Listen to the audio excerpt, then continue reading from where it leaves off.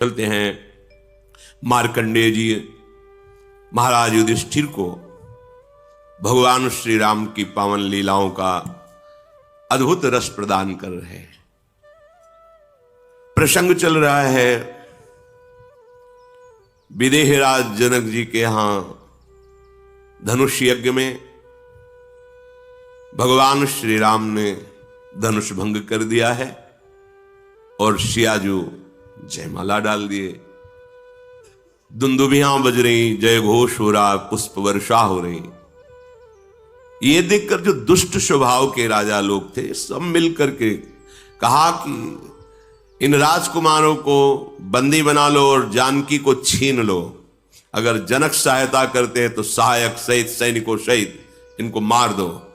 उद्दंडता, बल विक्रम तो पहले ही खो दिया है, तुम अजगों को हिला भी नहीं पाए, उठाना और तोड़ना तो बात रहा। पर मूर्खता ऐसी होती है कि वो विचार नहीं करने देती। विवेक ऐसा होता है, विचार करता है। जो विवेकवान राजा थे उनका तुम लोगों ने विचार नहीं किया कि तुम कितने बड़े बलवान हो। अब मूर्खता पूर्ण बर्ताव कर रहे हो। अरे अपने नेत्रों का लाभ लो, सियाराम जी के इस रूप का दर्शन करके जीवन को सफल करो। पर वो कहां मानने वाले थे। वो दुष्टता दिखाते हुए कवच बांधे, ढाल तलवार धनुष बाण, कोई कोई सब अपने अस्त्र लेकर मंच पर आ गए। सदानंद जी ने इशारा किया, सखियां सिया जी को एकांत में ले गई। विश्वामित्र जी ने इशारा किया, राम लक्ष्मण जी पास आ गए। विश्वामित्र, कोलाहल मच गया। जनकपुर के नगर नारी सब की अरे बनी बनी बात विधाता ने बिगाड़ दी। अब ये राजा लोग यहां युद्ध करेंगे। बड़ा कहां सुंदर आनंद मचने वाला था और कहां ऐसा कोलाहल हो ही रहा था। ये देखा कि जैसे कोई बहुत बलवान जब चलता है तो उसके चलने की धमक होती है। फिर ये तो भगवान के अवतार है। पृथ्वी धमक से हिल रही थी जिनके, सब सावधान, कौन कहां से आ रहा है। तो सामने देखा गौर शरीर भूति भल भ्राजा, भाल विशाल त्रिपुंड विराजा, शीस जटा शशि बदन सुहावा, ऋषि बस कछुक अरुण होइयावा। बहुरांग बदन है और उस पर भस्म लगी हुई, विशाल भाल पर त्रिपुंड है और विकराल स्वरूप, टेढ़ी भौहें, लाल नेत्र।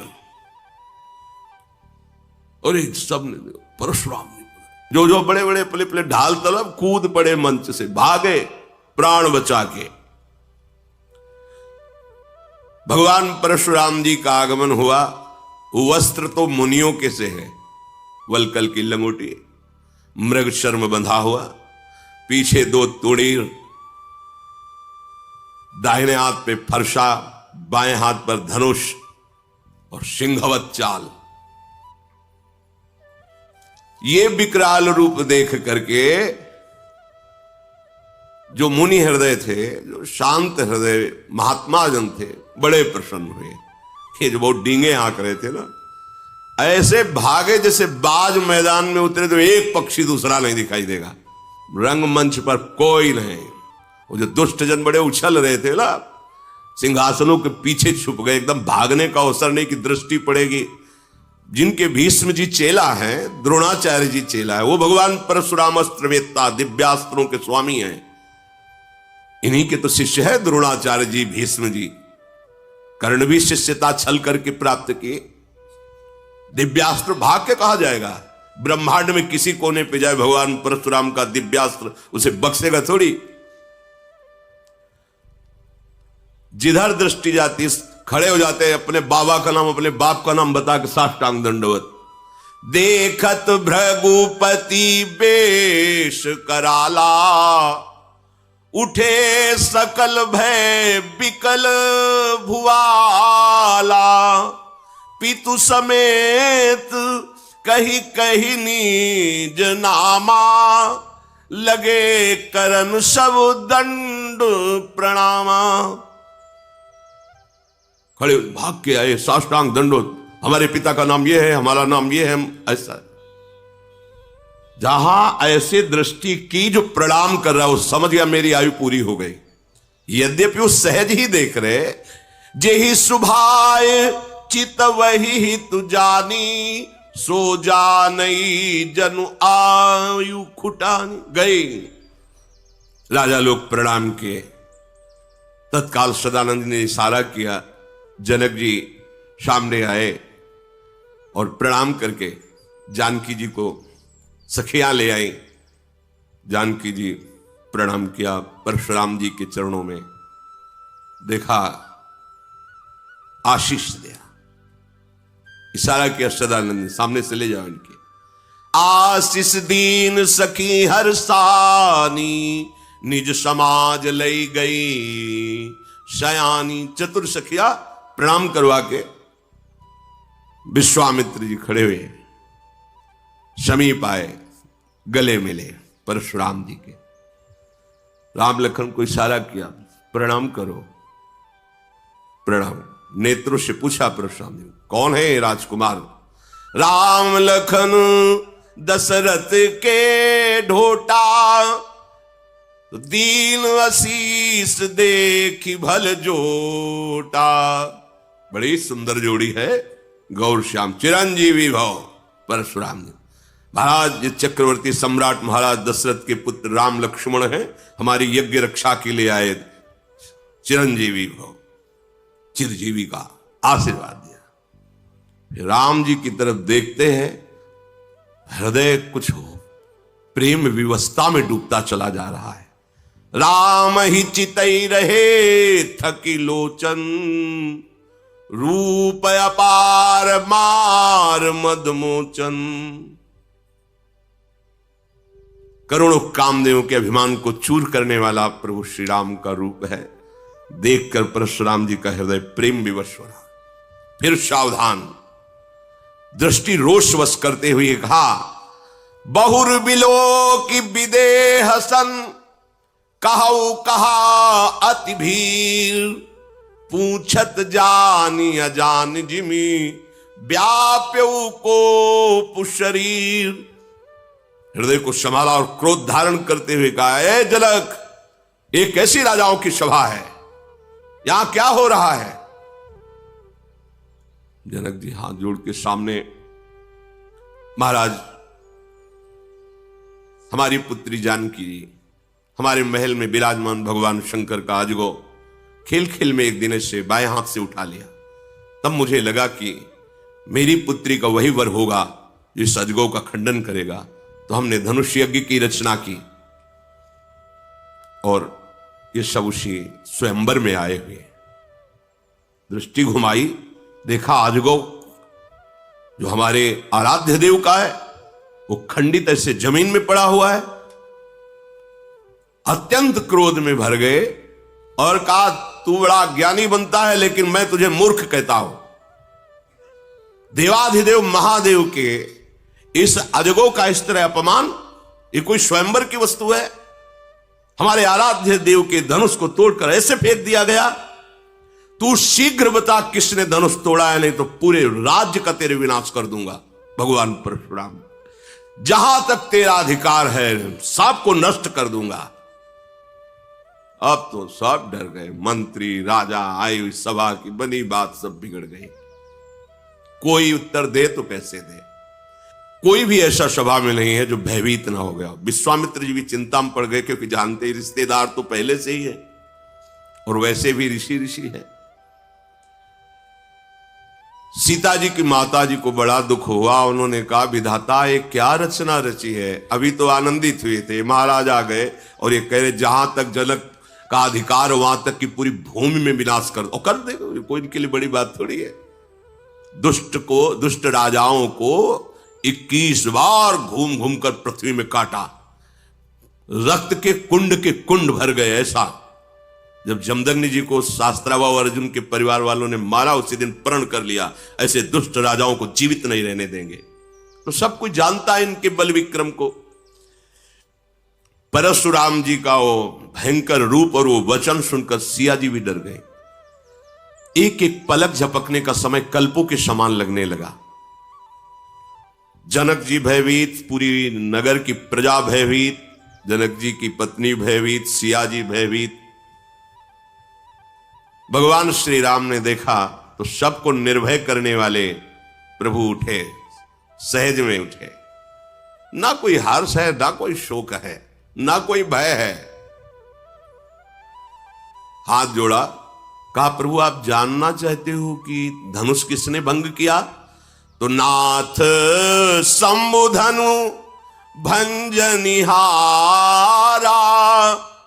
होई ही क्यों एक दास तुम्हारा, आयसु का कही किनु मोही, सुनि साई बोले मुनि को ही। भगवान श्री राम खड़े हुए, जब देखा कोई बोल ही नहीं रहा, सब भयभीत हो रहे। हाथ जोड़ा और कहा हे नाथ, भगवान शिव के धनुष का भंजन करने वाला कोई और नहीं, आपका कोई दास ही होगा। आज्ञा कीजिए, मैं आपकी सेवा में उपस्थित हूं। ये सुनकर परशुराम जी बहुत क्रोधित हो गए। उनका सेवक होगा मेरा और मेरे आराध्य देव का धनुष भंग करेगा? अरे सेवक वो होता है जो स्वामी को प्रसन्न करे, सेवा के द्वारा सेवकाई करे। ये तो दुश्मन का काम किया है, वो मेरा सेवक हो सकता है? जिसने भगवान शंकर के धनुष को तोड़ा है, शास्त्रा हुआ, वो अर्जुन के समान मेरा वो दुश्मन है। सामने उपस्थित हो, नहीं पूरी सभा को काट डालेंगे। सो बिलगाई बिहाई समाजा, न तुम्हारे जय है सब राजा। साहब राजा लोग उसे बाहर कर दे या वो स्वयं बाहर होकर आ जाए, नहीं पूरी सभा मारी जाएगी। भगवान तो हाथ जोड़े खड़े हैं। लक्ष्मण जी उछल पड़े, विश्वामित्र जी के बगल में बैठे हुए थे, आए और कहा महाराज एक धनुष पे इतनी गुस्सा की जाती? हमने तो सैकड़ों धनुष तोड़े बाल्यावस्था में, जहां खींचते थे टूट जाता था। कभी आप नहीं आए गुस्सा करने के लिए? इस धनुष में क्या खास बात है जो आप इतना उछल रहे, क्रोध कर रहे, और सब मारे जाएंगे, सब मारे जाएंगे? बहु धनु ही तोरी लरिकाई। कभी हमने नहीं देखा कि धनुष टूटा तो आप आ गए, और लेकिन आज आपको इतनी गुस्सा क्यों आ रही है? परशुराम जी ने कहा चिरंजीवी का आशीर्वाद दिया है, इसलिए मैं शांत हो रहा हूं। रे नृप बालक काल बस बोलत तो ही न संभार, धनु ही सम त्रिपुरारि धनु विदित सकल संसार। अरे मूर्ख बालक, तू काल के अधीन हो रहा है। साधारण धनुयों के सामने तू भगवान शंकर के अजगों को, जो विश्व में बंदित हैं, उनके धनुष को तुम उनसे जोड़ रहे हो। लक्ष्मण जी ने कहा हे देव, मेरे तो ऐसा लगता है कि धनुष धनुष है, कोई भी धनुष हो। अब इस पुराने धनुष में रखा ही क्या था?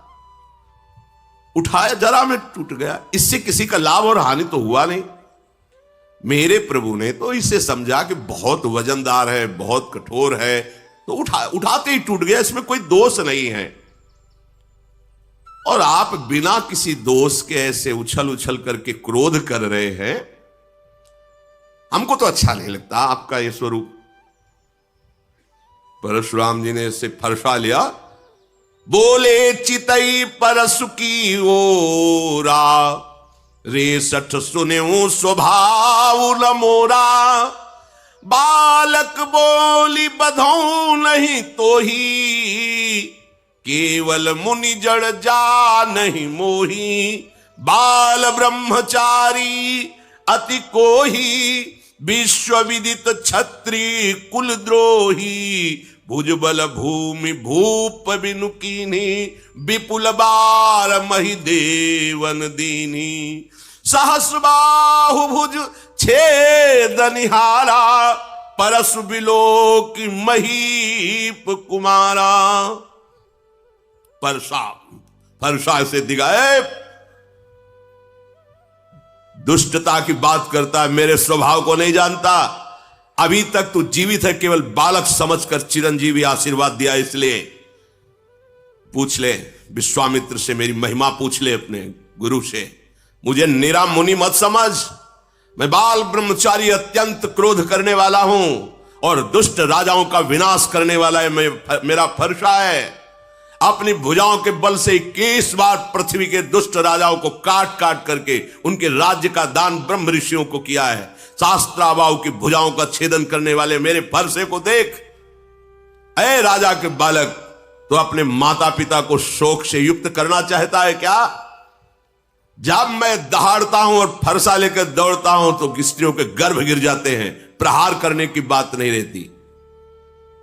लक्ष्मण जी हंस पड़े, वाह वीर वाह मुनि, स्त्रियों के गर्भ गिर जाते, वाह कैसे महात्मा आप हैं, धन्य है। पूरी सभा हाय है कर रही कि छोटे राजकुमार क्या कर रहे हैं, मानो घी में आहुति डाल रहे हो, वैसे ही हाथ जोड़ के इन्हें शांत करना चाहिए।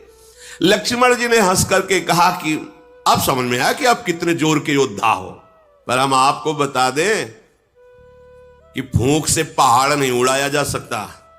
भूल में मत रहना, बालक समझकर कहीं भूल में मत रहना, फूंक से पहाड़ नहीं उड़ाया जा सकता। ये बार बार जो है जो फरसा दिखा रहे हो, तो यहां कुम्हड़ बतिया को नाही, जे तरजनी देख मर जाही। यहां कोई कुम्हड़ा की बत्तियां नहीं कि अंगुली दिखा दोगे सूख जाएगी, कि तुम्हारा फरसा बार बार दिखा रहे ना कि फरसा दिखा दियो हम डर जाएंगे। फूंक से पहाड़ उड़ाने की कोशिश मत करो, हमें निरा बालक मत समझो। आपको प्रणाम किया है तो सिर्फ मुनि वेश देख करके, ये जो आप फरसा धनुष बाण ये मुनि वेश के विपरीत है।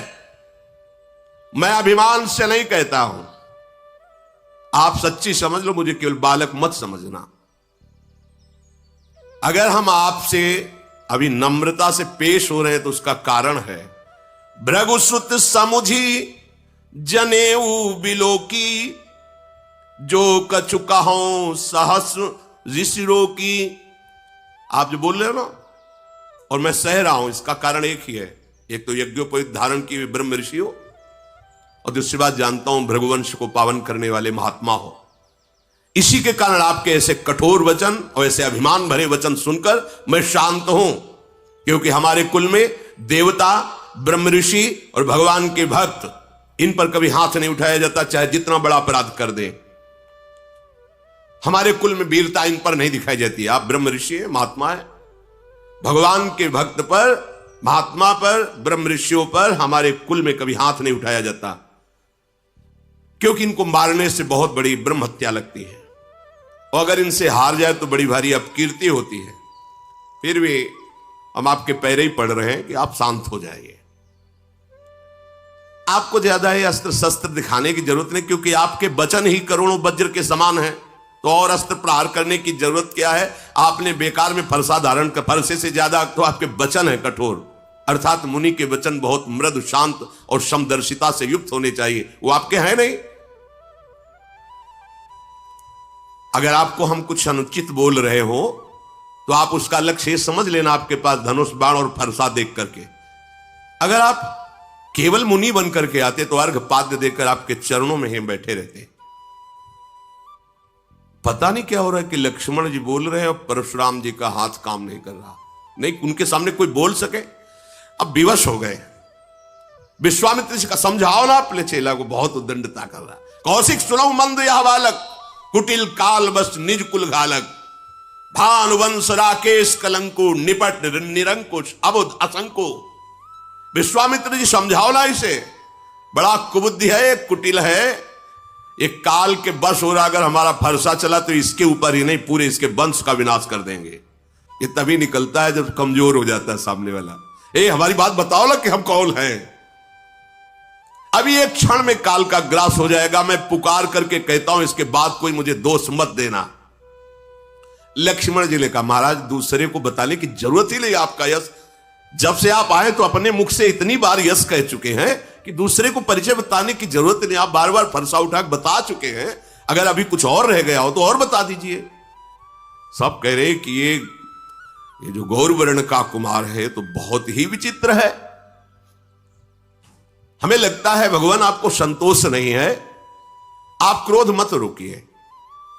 आप वीरता का वेश धारण किए हैं, आप और बोलिए, और बोलिए, जो कुछ करना चाहे आप कर लीजिए। आप क्रोध को रोकिए मत। पर आपको जरूर ये कहता हूं कि साधु के वेश में शोभा नहीं देता। हमने तो देखा है कि जो वीर योद्धा होते हैं वाणी से नहीं बोलते, उनका काम बाणों से होता है। वो आप जब से आए हो वाणी से ही बोलते जा रहे हो। सारी सवाल कार्य किसी तरह इस कुमार को चुप करो, कहीं ऐसा ना हो कि कुछ अमंगल हो जाए। वो इधर लक्ष्मण जी ने कहा कि डींग हाँकना बंद करो महाराज, अब अपनी वाणी का वज्र प्रहार करना बंद करो। आप तो बार बार ऐसे धमका रहे हो, मतलब काल आपकी अंगुली के इशारे से ही चलता हो। लक्ष्मण जी की कठोर सुनते ही परशुराम जी ने भयानक फरसा संभाला और हाथ में लिया और बोले, आप दोष मत देना, मैं इसकी अभी गर्दन उतारता हूं। बहुत बचाया पर अब ये बचेगा नहीं।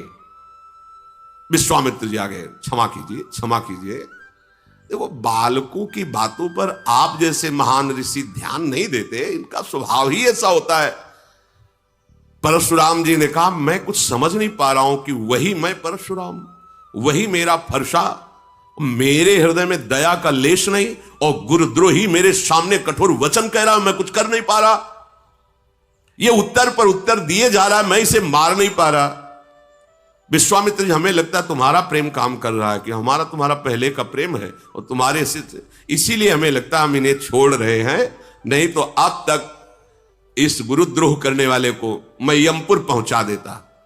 विश्वामित्र जी हंस करके सोच रहे कि मुनि को सब हरा ही हरा नजर आ रहा है, जैसे सावन में कोई अंधा हो जाए तो हरा ही हरा। इनको ये राजकुमार राजे कुमार नजर आ रहे, अभी इनकी दिव्य दृष्टि खुली नहीं कि देख पावे कि कौन है, चराचर के स्वामी सामने खड़े हैं। श्री राम और लक्ष्मण को साधारण क्षत्रिय समझ रहे हैं।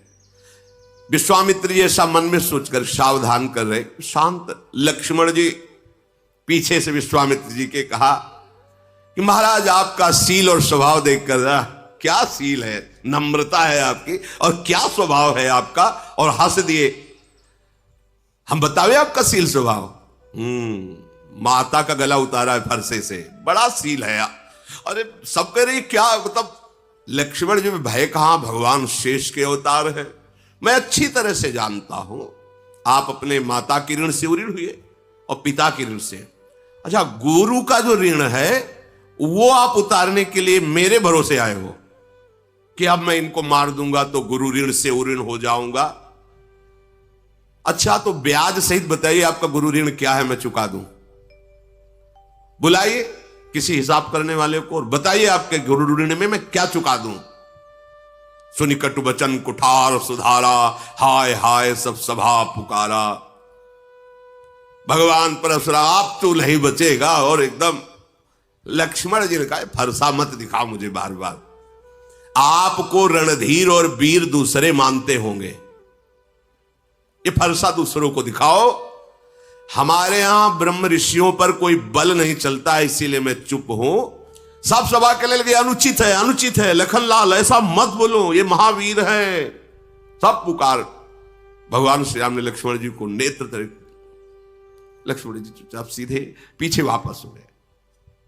परशुराम जी क्रोध की अग्नि बढ़ रही। भगवान श्री राम फिर शांत, नाथ शांत हो जाइए, नाथ करहु बालक पर छोहू, सूद दूध मुख करी न कोहू, जो पै प्रभु स्वभाव प्रभाव कछु जाना, तो कि बराबर करत अयाना। क्षमा क्षमा प्रभु, क्षमा कीजिए। ये सीधा साधा दुधमुहा बच्चा है लक्ष्मण, कुछ बोल दिया, वो आपके प्रभाव स्वभाव को नहीं जानता, अभी तो बच्चा है, बेसमझ है। नाथ जो लरिका कछु अचगरी करही, गुरु पितुमा तु मोद मन भरही, करी कृपा शिशु सेवक जानी, तुम समशील धीर मुनि ज्ञानी।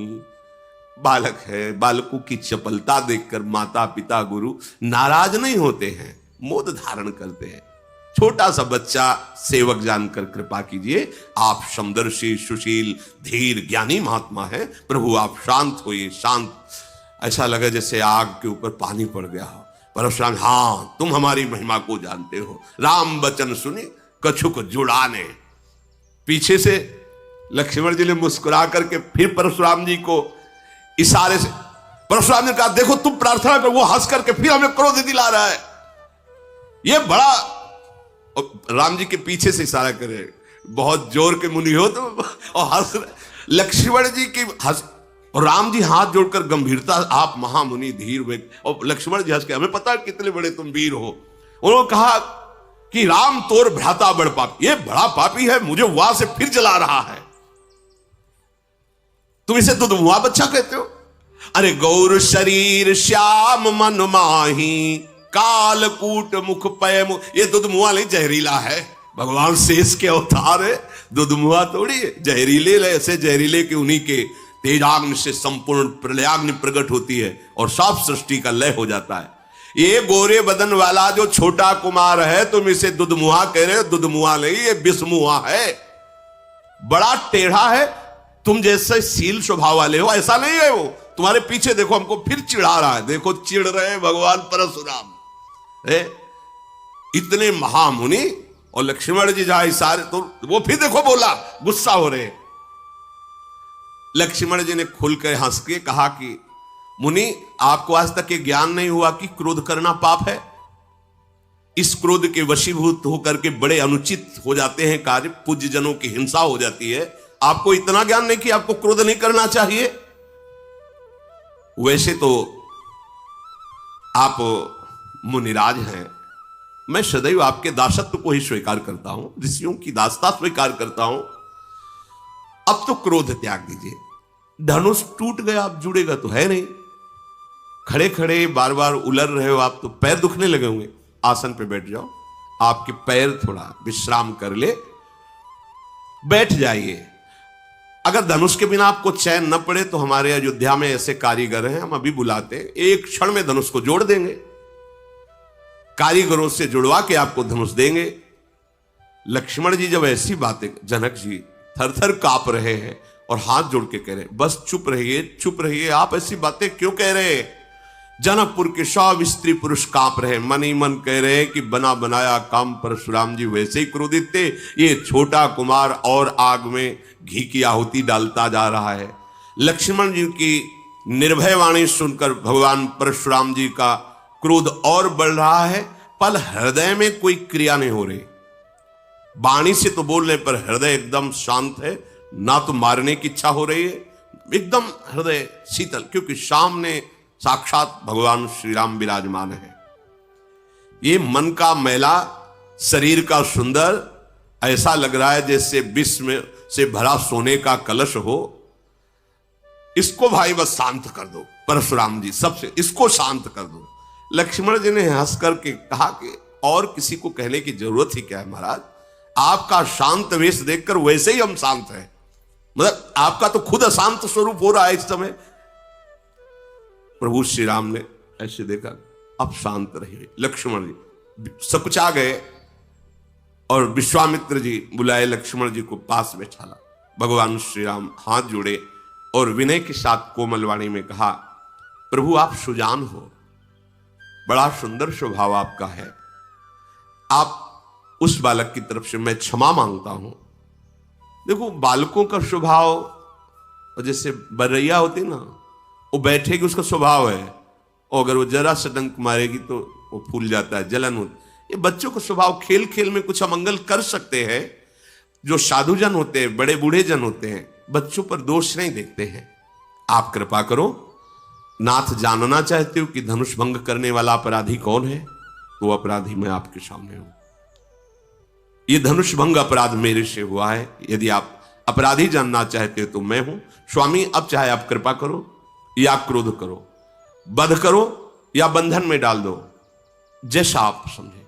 मैं आपका दास हूं, आप जैसा चाहें वैसा आप हमारे साथ बर्ताव करें। मुनिराज, जिस तरह से आपका क्रोध दूर हो वो उपाय कर लो। मुनि ने कहा कि क्रोध कैसे जाए? अब भी वो विश्वामित्र जी के पास बैठा हुआ टेढ़ा ही हमारी तरफ देखा, और इनकी भी दृष्टि वही लगी लक्ष्मण जी के ऊपर। वो होता है ना, एक बात और है, जो चिढ़ने लगे ना तो उसको लोग और चिढ़ाते हैं। जैसे तुम्हें कोई कहे चिढ़ा, आप चिढ़ो ना, तो फिर वो धीरे धीरे शांत हो जाएगा। और परशुराम जी चिढ़ रहे, ऐसा स्वभाव कभी नहीं देखा गया इनका।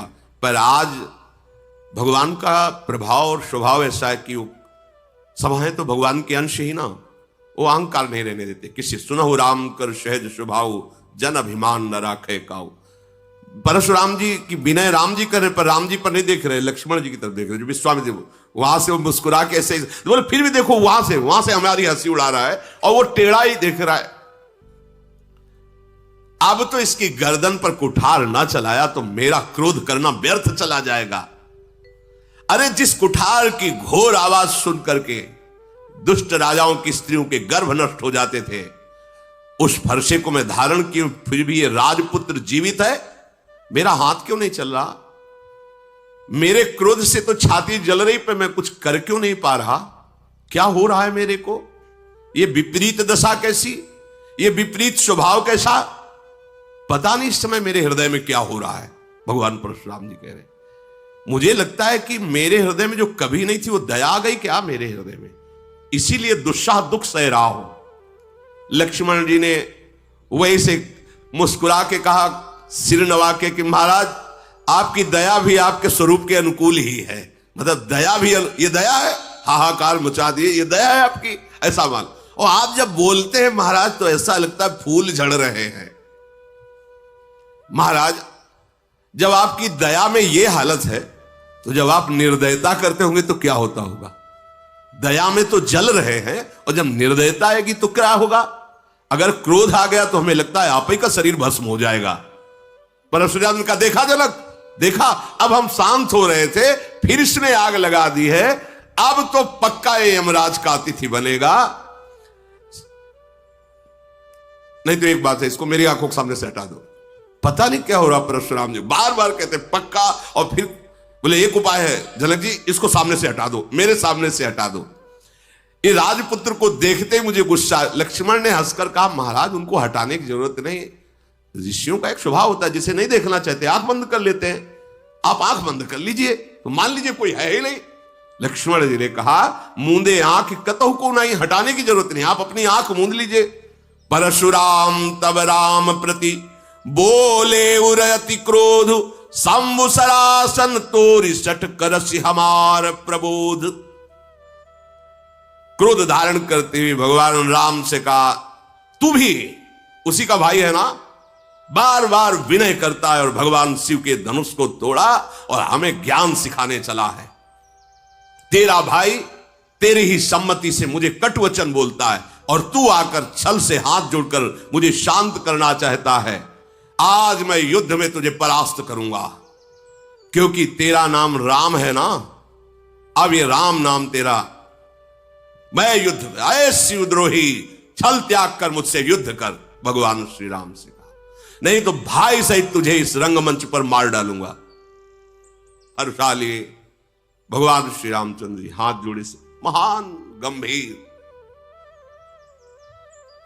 जब परशुराम जी बार बार, भगवान रामचंद्र जी ने मन में विचार किया कि लक्ष्मण जी की चेष्टा से क्रोध आ रहा है, बस लक्ष्मण जी पे चल नहीं रही, तो हमारे ऊपर फरसा चलाना चाहते हैं। टेढ़ जान शंका सबका हो, वक्र चंद्रमा ग्रसय न राहो, बहुत सुधावते बड़ दोषो। हमें लग रहा है कि उधर तो लक्ष्मण जी कटाक्ष वाले, हम हाथ जोड़ रहे तो हमारे ऊपर गुस्सा करें, मतलब सीधाई में बहुत दोष है। भगवान श्री राम ने बड़े गूढ़ वचन बोले। राम कहो ऋष तजिय मुनीसा, कर कुठारु आगे यह सीसा। जेहि ऋष जाय करी सोई स्वामी, मोहि जानी आपन अनुगामी। प्रभु सेवक ही समरकस, तजहु विप्रवर रोषु। बेसु बिलो के कहस कछु, बालक हूं नहीं दोष। प्रभु ये गर्दन आपके सामने, आप काट दीजिए, आप अपनी गुस्सा शांत कीजिए। मैं सदैव आपका दास हूं, तो दास और स्वामी में युद्ध कैसा? अगर बालक ने कुछ अनुचित बोला है तो आपकी समझ में, मेरी समझ में अनुचित नहीं बोला है। क्यों? क्योंकि आपका वेश ऐसा है। फरसा लिए हो, धनुष बाण लिए हो, बार बार कठोर वचन बोल रहे हो, तो आपको यह पता होना चाहिए कि रघुवंशी बालक है। सामने आकर के अगर कोई ललकारे तो दैन्य वचन और दैन्य चेष्टा करना यह रघुवंशियों में नहीं है। आपका कुठार बाण धनुष ये देख करके, वीर समझ करके वो बालक ऐसा बकाया अनुचित नहीं है आपके भेष के अनुसार। यदि आप कमंडल कुशा आसन साष्टांग दंडवत करके हाथ जोड़ करके खड़ा रहता, मुझे पता है आप बार बार फरसा धनुष, मैंने ये किया, मैंने वो किया, ये वीर वेश वीर वार्ता सुन करके उसके मन में जो बात आई वो कह दिया, वो दोष नहीं है। हम सब आपकी चरण धूल माथे पे रखते हैं। क्षमा, आप शांत रहिए, बहुत क्षमा होनी चाहिए आपके अंदर, दया होनी चाहिए, आप ऋषि हैं। अब प्रभु आप जो कह रहे हैं कि हमसे युद्ध के, तो युद्ध तो हो ही नहीं सकता क्योंकि आप स्वामी मैं सेवक हूं। और रही राम नाम की बात, ये नाम तो वैसे भी आपका हमारे से नाम बड़ा है, परशु सहित बड़ा। हमारा तो एक छोटा सा नाम राम और आपका परशुराम कैसे हो सकता है? हमारी आपकी होड़ कैसे हो सकती है? प्रभु मैं तो केवल एक ही गुण ये धनुष धारण करता हूं, आप शम दम तपस्या शौच क्षमा सरलता ज्ञान विज्ञान आस्तिकता, ये 9 गुण धारण करते हैं। हम सब प्रकार से आपके दास हैं, आपको आप क्षमा ही करनी चाहिए, ये बात नहीं कहनी चाहिए कि युद्ध कीजिए। भगवान श्री राम परशुराम जी को बार बार मुनि विप्रवर ऐसा कहा। परशुराम जी क्रोधित होकर ठहाका मारकर बोले, समझ गए तुम मुझे कोरा मुनि ही समझते हो, समझ गए, तुम ही मुझे कोरा मुनि ही समझते हो। मैं ऐसा ब्रह्म ऋषि नहीं हूं जैसा तुम समझते हो। मैं जो ब्रह्म ऋषि जन जैसे यज्ञ करते हैं ना, तो मेरी यज्ञ कैसे होती जानते हो? धनुष श्रुआ बाण आहुति, मेरी क्रोध भयंकर अग्नि और दुष्ट राजाओं की चतुरंगणी सेना समिधा और ललकार ललकार के काटना स्वाहा, मैं ऐसा मुनि हूं। परशुराम जी ने कहा ऐसी एक यज्ञ ने करोड़ों यज्ञ की है, बार बार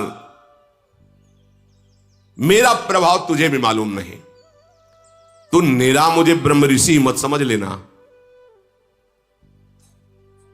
भगवान श्री राम हाथ जोड़े ऐसे खड़े, घमंड हो गया होगा तुमको, अजगो तोड़ दिया ना इस बात का, मानो तुमने संसार पर विजय प्राप्त कर ली। प्रभु ने कहा विचार कर बोलिए, विचार कर बोलिए, बहुत कड़वा बोल रहे हो आप। मेरी अगर भूल भी मानते हो तो बहुत छोटी सी, पर आपका ये जो इस समय वचन निकल रहा है बहुत कड़वा है। यदि आप ऐसा कहते हैं कि निरामुनि नहीं है, आप वीर हैं, तो क्षमा कीजिए, फिर मेरी बात सुन लीजिए। त्रिभुवन में कोई ऐसा योद्धा पैदा ही नहीं हुआ जिसके आगे राम का मस्तक भयवश नमन करे।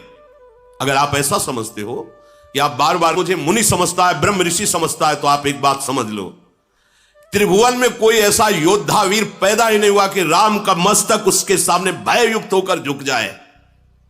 देवता दैत्य राजा योद्धा पूरे त्रिभुवन के एक साथ मिल जाएं और रण में यदि हमें ललकार दे तो मैं सुखपूर्वक चाहे काल क्यों ना हो उसको भी नष्ट कर सकता हूं।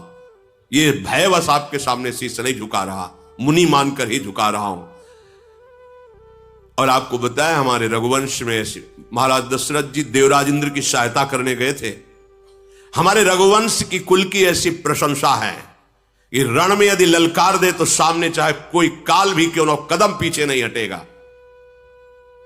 परशुराम जी के शरीर में कंप शुरू हो गया जब राम जी बोले कि आप अगर ऐसा समझते हैं कि मैं बार बार मुनि और ऋषि कह रहा हूं तो आप ऐसे ऋषि नहीं, आप महावीर। तो आप इतना समझ लीजिए, भयवश राम का सिर झुक नहीं सकता, चाहे त्रिभुवन एक साथ होकर के लड़ ले, चाहे काल के सामने खड़ा हो, रघुवंशी कभी कदम पीछे नहीं हटा। फिर हाथ जोड़ा राम जी ने, कहा ऐसा होने पर भी आपके चरणों में प्रणाम है, मैं आपका दास हूं। और जो आपसे भयभीत हो गया वो जगत से निर्भय हो जाता है, जो आपसे भयभीत हो गया वो जगत में निर्भय हो जाता है। विप्रवंश के अस प्रभुताई अभय होए जो तुम्हें डराई। नाथ जो आपसे डर गया वो त्रिभुवन में निर्भय हो जाता। परशुराम जी की बुद्धि काम नहीं कर रही कि एक बार इतना शब्द मेरे सामने कह देना कि भयवश में सर नहीं झुका रहा, अगर काल भी हो तो राम का सर भयवश नहीं झुकेगा। मतलब वीरता ऐसी और बुद्धिमत्ता ऐसी कि आपको जो डर जाए तो त्रिभुवन में निर्भय हो जाए। बार बार सोच रहे हैं भगवान के गूढ़ वचन को कि ये सामर्थ्य तो एकमात्र मेरे आराध्य देव में है, हरि में, दूसरे में तो है नहीं। भगवान परशुराम जी ने कहा कि मुझे कुछ संशय हो रहा है, प्रभु निवारण कर लीजिए। तो उनका एक बार भगवान विष्णु ने मुझे अपना ये सारंग धनुष दिया था, कहा था कि मेरा अवतार होगा तब मुझे समर्पित कर देना। मेरे संशय निवृत्ति के लिए आप क्या इस धनुष पर प्रत्यंचा चढ़ा सकते हैं? भगवान ने कहा आदेश कीजिए आप। तो उनका मेरे संशय के नाश के लिए आप इस पर प्रत्यंचा चढ़ा दीजिए, क्योंकि दूसरा त्रिभुवन में कोई नहीं जो भगवान श्री हरि के सारंग धनुष पर प्रत्यंचा चढ़ा सके, वो केवल वही चढ़ा सकते हैं, दूसरा नहीं। तो जे ही देने को हुए तो अपने आप धनुष प्रभु के हाथ में जाके विराजमान, क्योंकि उन्हीं का नित्य पार्षद है। भगवान ने एक क्षण में खींचा, प्रत्यंचा चढ़ाई, अमोघ बाण संधान किया, देत चाप आप ही चल गयऊ, परशुराम मन विस्मय भयऊ। जाना राम प्रभाव तब पुलक प्रफुल्लित गात, जोरी पानी बोले बचन, हृदय न प्रेम अमात। आहा, मैं जान गया, मैं जान गया, क्षमा कीजिए प्रभु। पुलकित हो रहे भगवान परशुराम ने, हाथ जोड़कर हृदय में प्रेम नहीं समा रहा। ओहो रघुकुल रूपी कमल वन के सूर्य में समझ गया आप कौन है। आप भगवान श्री हरि है। प्रभु आपकी जय हो। तभी मैं देख रहा था कि आप में बल विक्रम होते हुए भी बार बार नमन, ये केवल आप में ही हो सकता। ऐसा बल विक्रम और ऐसी नम्रता आप देवता, ब्रह्म ऋषि, भक्तजन, गौजन, इनकी रक्षा के लिए अवतार लिए हैं। जय हो, जय हो, जय हो, आपकी जय हो प्रभु। मैं जान गया, हे विनयशील कृपा और गुणों के समुद्र, आपकी वचन रचना जो थी उससे मुझे संशय हुआ कि ऐसा तो सिर्फ भगवान ही बोल सकते हैं। काल के सामने कौन टिक सकता है? केवल हरि। हे सेवकों को सुख देने वाले, सब अंगों में सुंदर और शरीर में करोड़ों कामदेवों की छवि धारण करने वाले राम, आपकी जय हो, जय हो। क्षमा करना, अनजाने में मैं अनुचित बोल गया हूं परशुराम जी। मैं एक मुख से आपकी क्या प्रशंसा करूं। अब मैं जान गया कि मेरे आराध्य देव भगवान शंकर के मानस सरोवर पर विराजमान हंस आप ही हो। मैं अनजाने में अनुचित बोला। लक्ष्मण जी की भी तरफ देखा और कहा आप दोनों भाई क्षमा करें, मैं जान नहीं पाया, इसलिए दोनों गुण मंदिर आप मुझे क्षमा करें। हे रघुकुल के पताका स्वरूप राम, आपकी जय हो, जय हो, जय हो। कही जय जय जय रघुकुल के तू, जय हो, जय हो, जय। और भगवान सारंग धनुष पर बाण संधान किए खड़े। बोलिए, मेरा बाण अमोघ है, एक बार चढ़ गया तो लक्ष्य भेद करके ही उतरता है। अब क्या करूं? तुम्हारी तपस्या नष्ट कर दूं या तुम्हारी गति अवरुद्ध कर दूं? दो में एक होगा। आज के बाद तुम साधारण मनुष्य की तरह पैदल चलोगे तो तुम्हारी गति अवरुद्ध कर दूं, या सारी तपस्या पुण्य लोक जो प्राप्त किए उनका नाश कर दूं?